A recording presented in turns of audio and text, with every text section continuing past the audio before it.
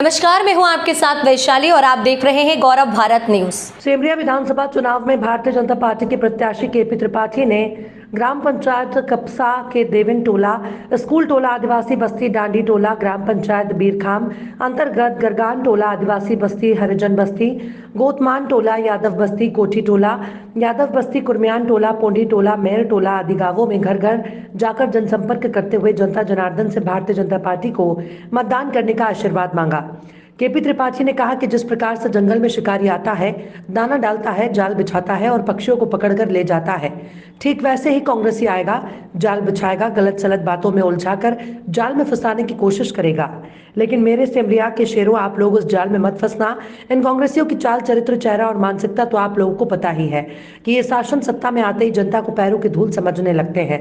लेकिन भारतीय जनता पार्टी सरकार में आने के बाद भी जनता जनार्दन और कार्यकर्ताओं को देवतुल्य ही समझती है और सरकार भी एक परिवार की ही तरह चलाते हुए अपने सभी पारिवारिक सदस्यों का एक समान ख्याल रखती है। केपी त्रिपाठी ने कहा कि कांग्रेस को विकास से कोई लेना देना नहीं है, विकास में उनका विश्वास ही नहीं है। 1.25 साल के लिए कांग्रेस की सरकार आई थी, लेकिन कांग्रेस ने विकास नहीं महाविनाश करने का काम किया। जिस तरह से प्रदेश कांग्रेस के मुखिया का मध्य प्रदेश से भावनात्मक रिश्ता ही नहीं है, ठीक उसी प्रकार सेमरिया के कांग्रेस उम्मीदवार का भी यही हाल है। अपनी जन्मभूमि के सर्वांगीण विकास के बारे में वही सोच सकता है जो सेमरिया की धरती पर जन्मा हो। इधर उधर उछल कूद करने वाला व्यक्ति जिनमें किसी तरह की स्थिरता ही ना हो, जिनकी जन्मभूमि ही सेमरिया ना हो, उससे भला सेमरिया से कैसा मोह होगा।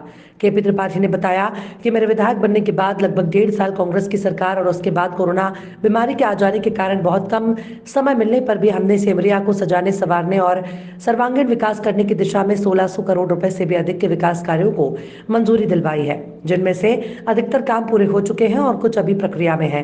केपी त्रिपाठी ने जनता से मतदान के दिन भारतीय जनता पार्टी के द्वारा किए गए विकास कार्यों और जन कल्याणकारी योजनाओं को आगे भी जारी रखने के लिए भाजपा को ही वोट करने का आशीर्वाद मांगा।